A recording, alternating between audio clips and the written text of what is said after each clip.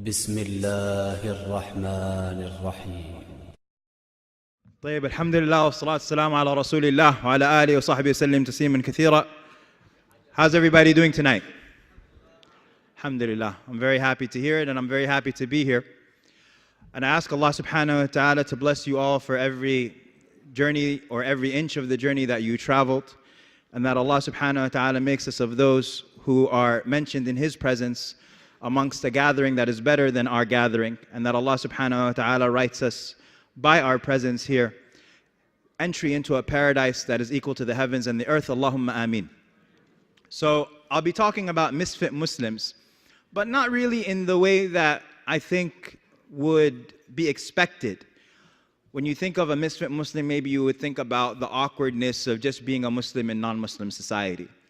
But there will actually come a time when a person being a Muslim will be a misfit, not just in non-Muslim society, but in Muslim society, where you will be holding on to a coal, where the people around you will view your practice and your dedication to Islam as being strange. And I want to just give everybody a quick flashback to the 90s, for those of you who remember the 90s. And that's really where the concept of haram police became very popular. And if you're familiar with haram police, it's basically people whose self-righteousness might have sickened you. They were very quick to notice what you were wearing or what you were doing wrong. And some of it has continued on till now, and it's manifested on the internet, where people are basically being criticized, and they use ayat and ahadith to injure you, shatter your confidence. And you wonder if there's any love in their heart actually for you. Now, this undoubtedly, this form of correction is extreme. It is extreme. And it gave birth to another extremism. The pendulum, when it swings right, is going to swing left. And so Newton's third law of motion kicked in a reaction that was its equal and opposite. And that is not extreme criticism, but the extreme fear of ever criticizing. And so now we have a community that's walking on eggshells and is so afraid to ever say to somebody, because they don't want to come off as judgmental, and they don't want to come off as haram police. And so before they ever say anything to anybody, they have to put forward this disclaimer and that disclaimer. I don't want to judge. I'm not judging, but... And that's if they even dare to speak out in the first place. And so what we're missing in this discourse is the middle path. Why is this middle path so important? Because this concept is a pillar of our religion, commanding the good and forbidding the evil. And even that, I know, for people who aren't familiar with this concept, it sounds really, really harsh. But it's not. It's al-amru bil ma'ruf wa nahy anil munkar. And I'm going to explain what these terms mean. But firstly, let us understand that this is a command from Allah subhanahu wa ta'ala. He says, وَلْتَكُمْ مِنْكُمْ أُمَّةٌ يَدْعُونَ إِلَى الْخَيْرِ وَيَأْمُرُونَ بِالْمَعْرُوفِ وَيَنْهَوْنَ عَنِ الْمُنْكَرِ. Allah says, let there arise from amongst you a community that calls people towards goodness. They command al-ma'ruf and they forbid al-munkar. And I know it's translated as good and evil, but we'll clarify that in a second. And in a few verses after, in Surah Ali Imran, so that verse is verse 104, in verse 110, Allah subhanahu wa ta'ala mentions that this concept is a concept that has made us the greatest ummah to ever arise from mankind. Allah subhanahu wa ta'ala says, كُنْتُمْ خَيْرَ أُمَّةٍ أُخْرِجَتْ لِلنَّاسِ. You are the best ummah to ever arise from mankind. تَأْمُرُونَ بِالْمَعْرُوفِ وَتَنْهَوْنَ عَنِ الْمُنْكَرِ وَتُؤْمِنُونَ بِاللَّهِ. You command the good and forbid the evil and believe in Allah. Now, isn't that strange? Allah mentions commanding the good and forbidding the evil before mentioning Iman, and we all know how important Iman is. But Allah says you command the good and forbid the evil, and you believe in Allah. This makes us the most unique ummah and the best ummah to ever arise from mankind. Now think about this. Every ummah ever had prophets. And in fact, some had two prophets. Some communities had 3 prophets. Some, like Bani Israel, the Prophet said every time a prophet died, Allah subhanahu wa ta'ala would send another prophet. So they never had an interruption in the presence of a prophet. May Allah's peace and blessings be upon all of them. And we are an ummah that has been without a prophet for over 1400 years. It's been 1400 years since a prophet has walked the face of the earth, since a prophet has guided this ummah. And so we are an ummah that is without the presence of prophets, that does the work of prophets. We are the ummah that has been obligated to do the work of prophets, commanding the good, forbidding the evil, calling people to goodness. And so that status that we have been elevated to has made us the greatest ummah to ever arise from mankind. But it's only if we do it. And so I wanted to just look at a number of the concepts, or a number of the arguments that we hear against this concept of commanding goodness and forbidding evil. Now, back to, I promised that I talk about al-ma'ruf and al-munkar. And it goes to why this concept is so important for us. Ma'ruf in Arabic means something that is known, something that is recognized, something that is familiar, something that is mainstream. It is something that is recognized by good people, wholesome people who follow the law of Allah subhanahu wa ta'ala. Good, decent people. That is what ma'ruf is.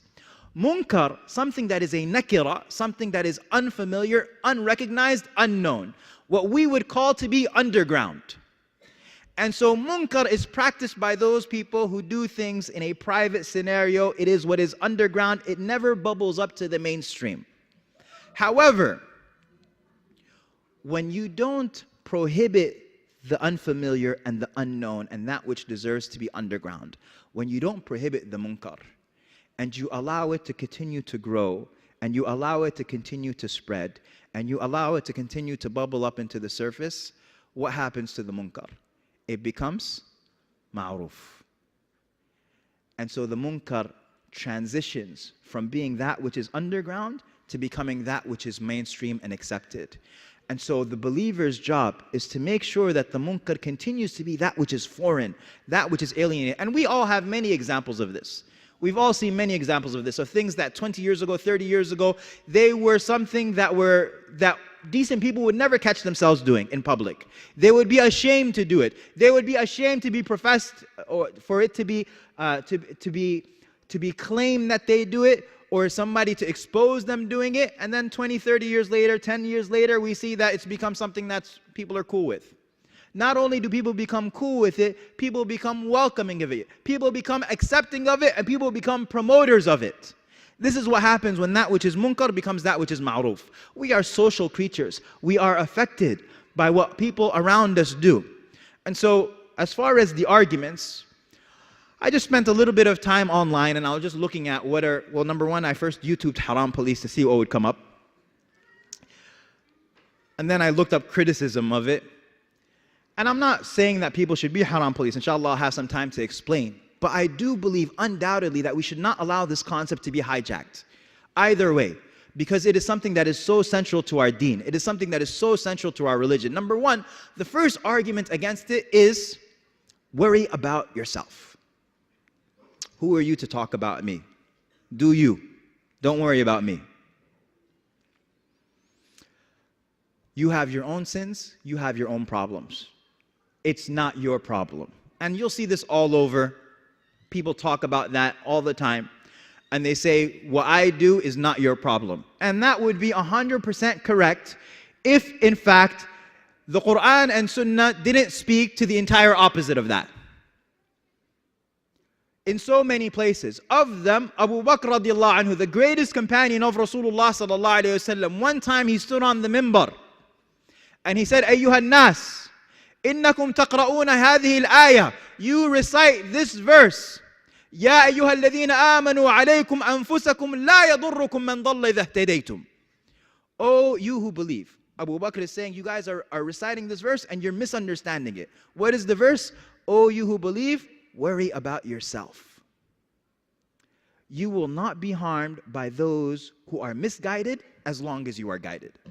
The verse seems pretty clear, right? You could see how people would misunderstand it, because it is literally saying that as long as you're good, as long as you're okay, then it doesn't matter if the whole world goes to hell. Figuratively or literally, it doesn't matter.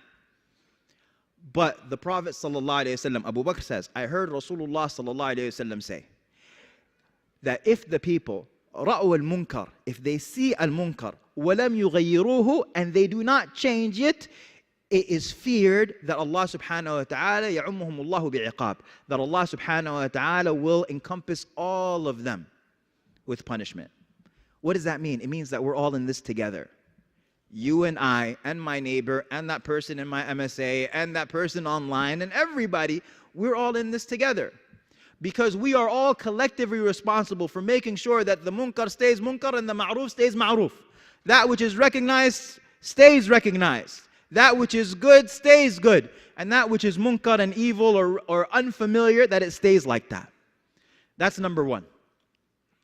Number two, another argument is don't judge me. And how Shaitan was able to somehow marry the concept of criticism with the concept of judgment has to be one of his master achievements. So anytime that you say to somebody, brother, pray. Let's just pray Dhuhr right now. Don't judge me. I'm not going to pray. Brother, you shouldn't smoke weed. Don't judge me. Anytime that you say anything about anybody, that this becomes a criticism or a judgment. Number one, who says that just because a person is correcting behavior that they are judging? For my young people, I have a question for you.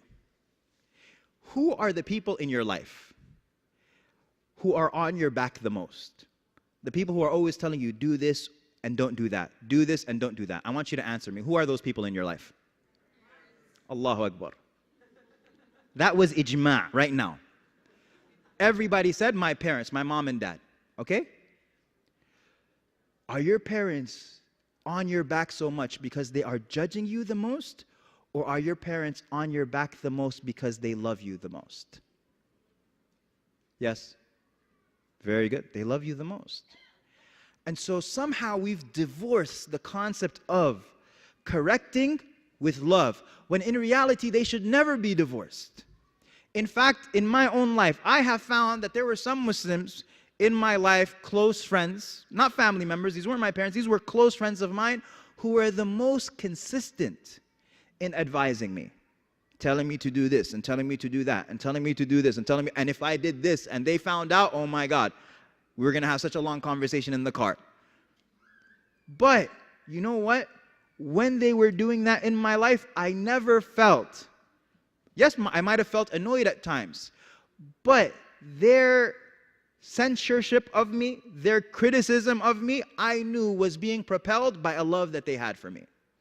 At the end of the day, we only give da'wah because we hope that in doing so, that this person will be brought closer to paradise and a little bit further from the hellfire. And if we can do that, then that's worth all of the advice in the world. And that's why Shaykh Al-Albani, rahimahullah, one time, a person asked him and he said, if I love someone, should I tell them? And he said, yes, you should tell them, but loving a person has a price. And most people are not willing to pay that price. Do you know what the price is for loving people? And different people are giving different answers. And finally, one person says to him, yes, the price of love is وَالْعَصْرِ إِنَّ الْإِنسَانَ لَفِي خُسْرٍ إِلَّا الَّذِينَ آمَنُوا وَعَمِلُوا الصَّالِحَاتِ وَتَوَاصَوْا بِالْحَقِّ وَتَوَاصَوْا بِالصَّبْرِ. And he said, yes, that's it. Why? He says, because the one who truly loves for the sake of Allah, that person will be continuous in their tawasi bil-haqq wa tawasi bil-sabr. They will always, always, always be constant in enjoining you to truth. They will always be constant in telling you, no, don't pick that major if you want to have a job when you grow up, right? Don't do this and don't do that. They will be constant in their advice to you. They will tell you to pray.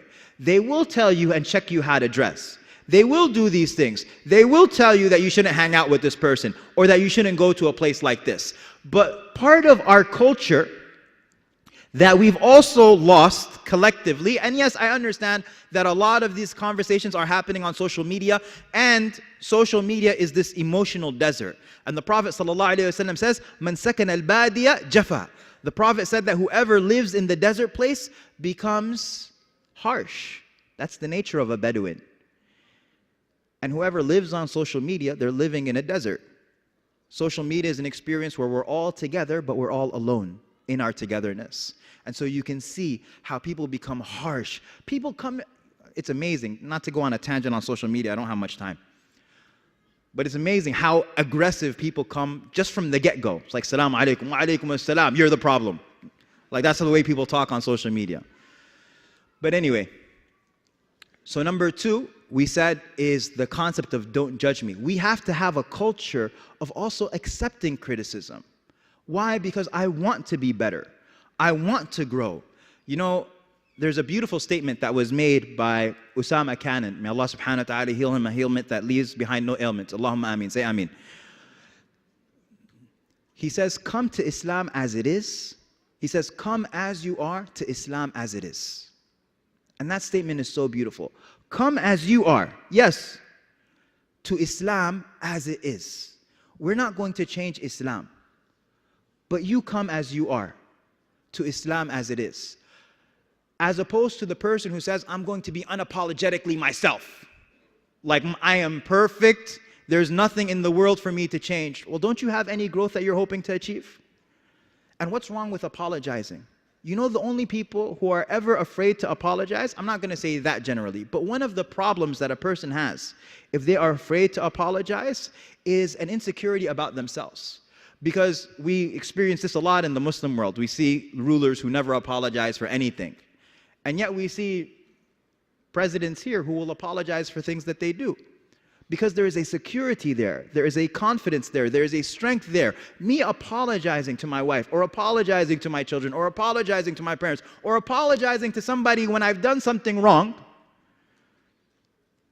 if I have confidence in myself, then that apology is not going to take away from my self-worth anything. I don't need to defend my confidence in that level. I can say I'm sorry. I did fall short of who I'm expected to be for a moment in time. And we are all khata'.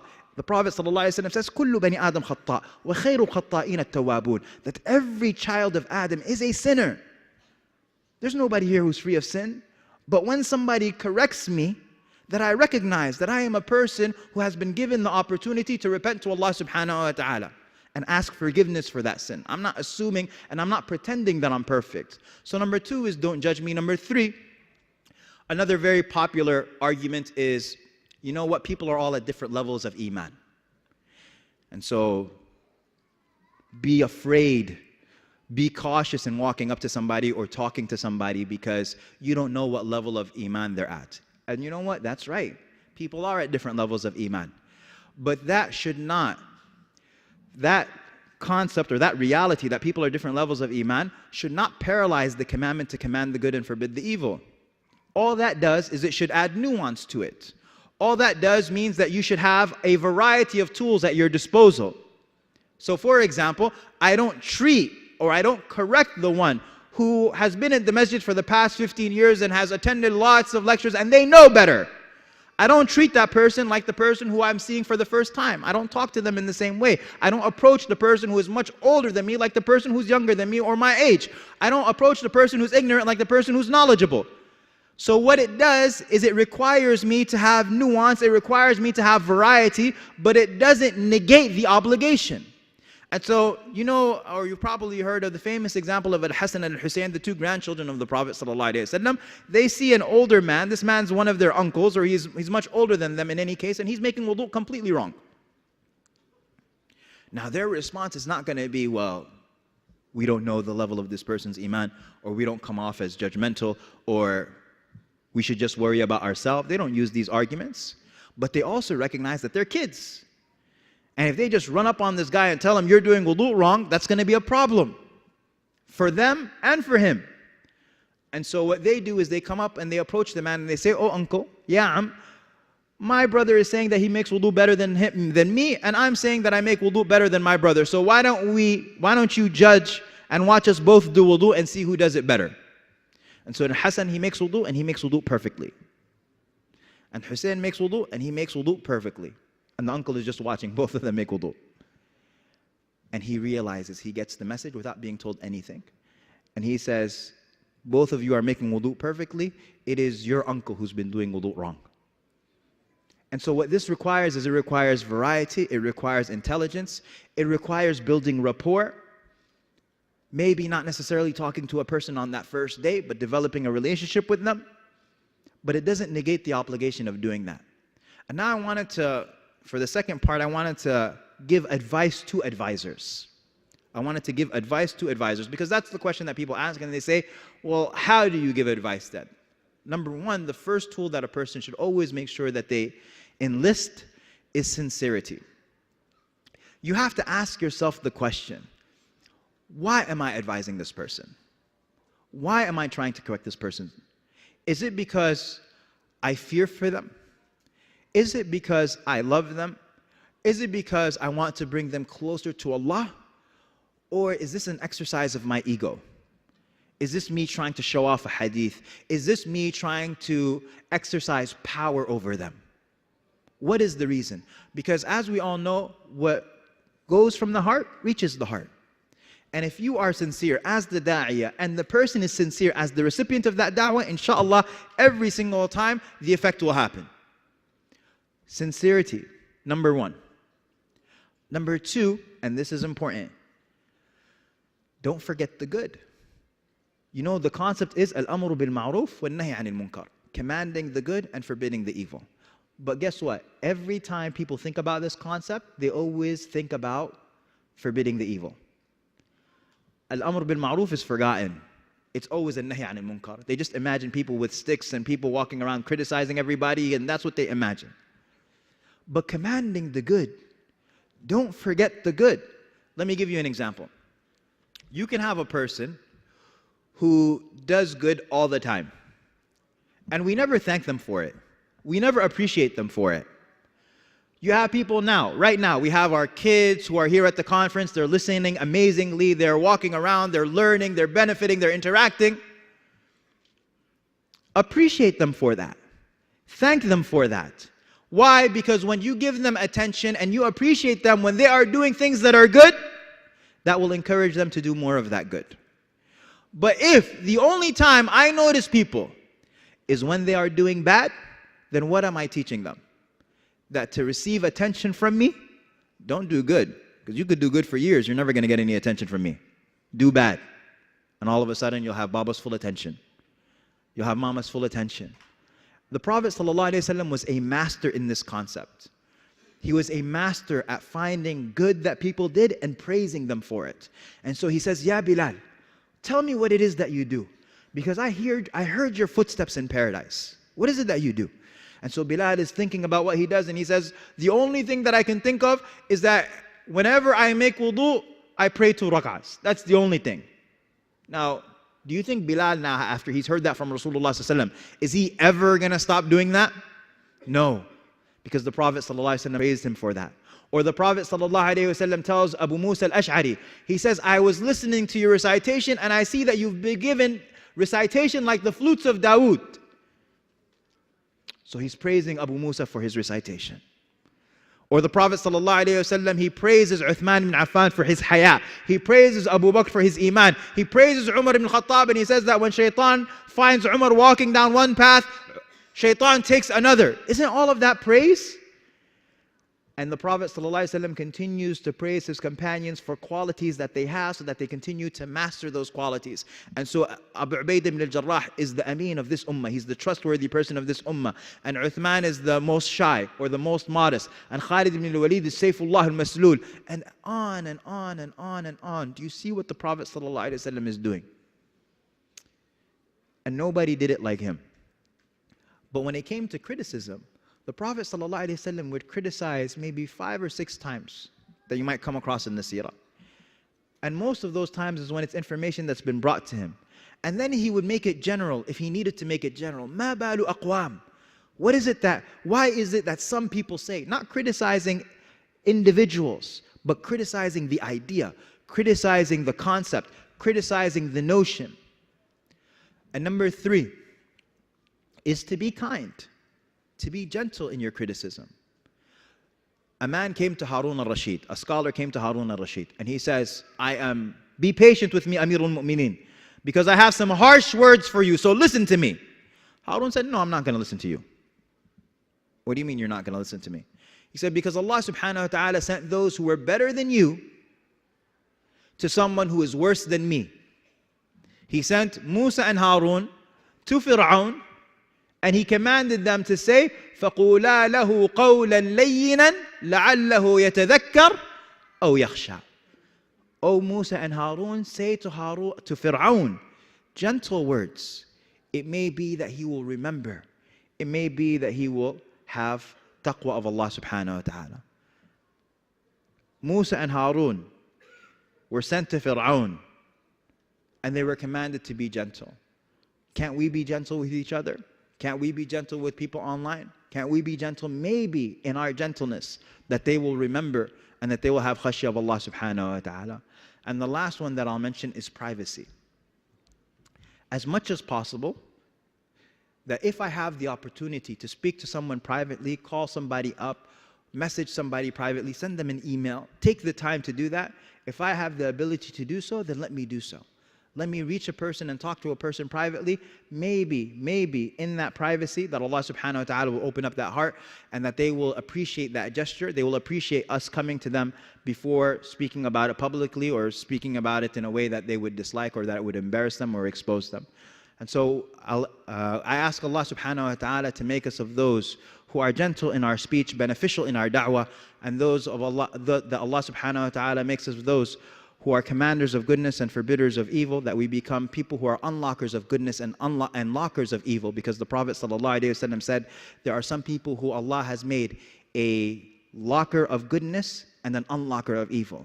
And some people who Allah subhanahu wa ta'ala has made an unlocker of goodness and a locker of evil. So glad tidings be to everybody who Allah has made an unlocker of goodness, and woe be to those who Allah subhanahu wa ta'ala has made a locker of evil. And there is a very beautiful symbol that the Prophet ﷺ drew in Bukhari, where he talks about us all together in a community. And he gives the example of a ship. And he says that the example of a person who is qa'im ala hududillah, the person who is establishing the laws of Allah, and the people who are transgressing against it, is like people who are on 2 layers of a ship. You have some people who are on the bottom, and you have some people who are on the top.